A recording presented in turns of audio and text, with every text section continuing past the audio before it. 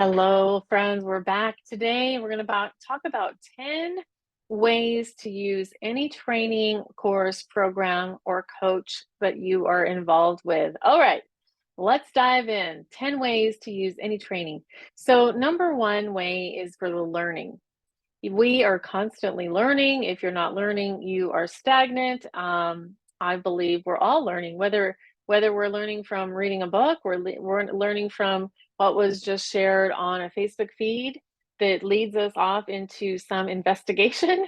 But whatever coach I'm working with, or program I'm enrolled in, or book I'm reading, I am going to be using that to add to my skills, my knowledge, and my base as an entrepreneur, as a Christian woman, as a wife, as a woman who's 50. I am just constantly aware of that, the learning process. Number two way you can use your learning is for focus. Ways you can use your training is for the focus.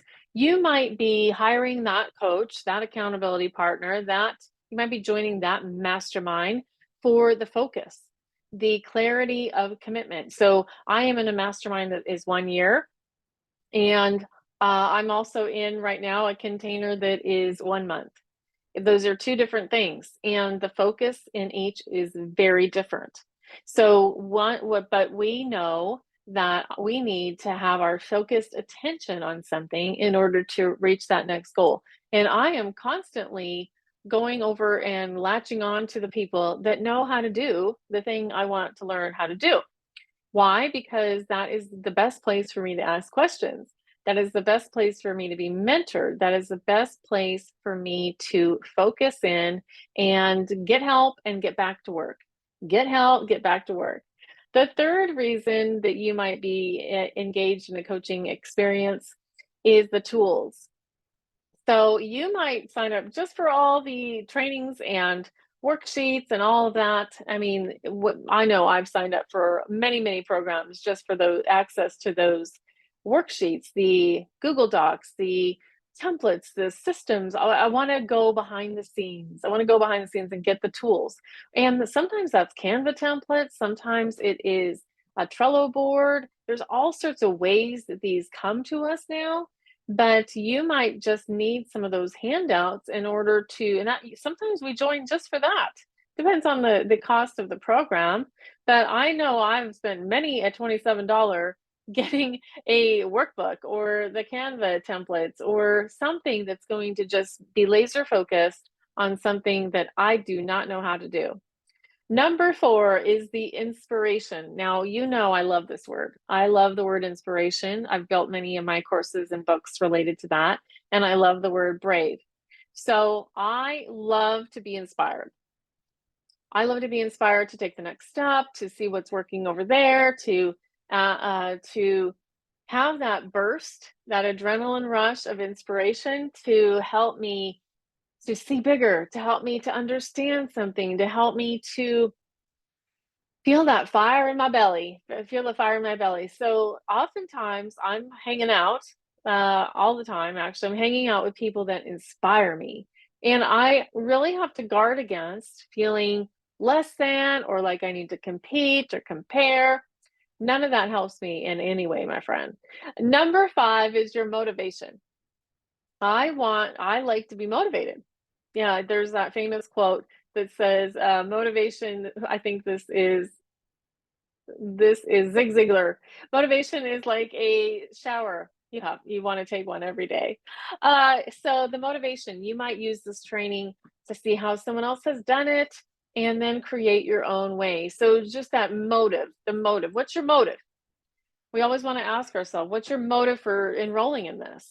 Do you want access to that coach? Do you want to get up and close and personal to her or him? Do you want access to the other people in the group? Because that's really key and crucial as well. What's your motivation? And the clearer you get on that, the better. Number six is the challenge. The challenge.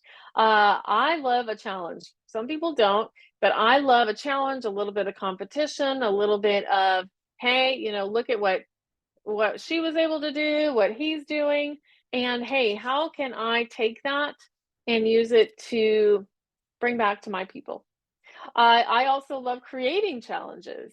If you've been around a while, I started in 2015 doing challenges, the 5-day Be Brave challenge.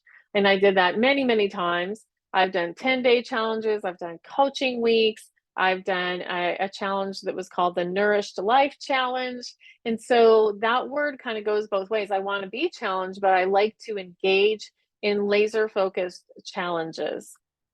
So, how can you glean from the challenges that you've been a part of? They're everywhere now, and I'm sure I will make some more boot camp challenge, coaching week. They have a lot of similarities.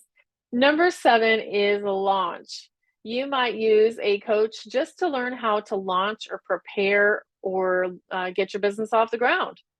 And or you might use I've been in specific courses that are all about how to have a good launch. There's a lot of courses that are specifically about launching. And then some coaches will teach you never to launch. So it gets confusing, right? But really, I'm always going to be launching something because that means I am creating something new or relaunching something I've already created. Number 8 is profit. You might, I hope it's more than just, I hope it's not a might. I guess that's what I'm trying to say. I want you to, I want you to make money. Hello. I work with women in business who make money and I make money and I want to be able to expand that money to serve the world. I want you to make a profit. I want you to make way more than you've invested with me for a coaching program. I want you to have a big ROI from that based on what you learned to do from me. And I want the same from the coaches that I invest in. I want to be able to increase my fees. Yes, I want to be able to add more to the current offers I have. So profit. And we want to talk clearer and clearer about our profit. Number 9 is fun. Number 9 is fun. As you can see, if you're watching the video, I believe in fun.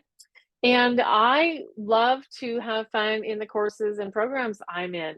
I love people, and so getting to know new people in a program or course is really a key component for me.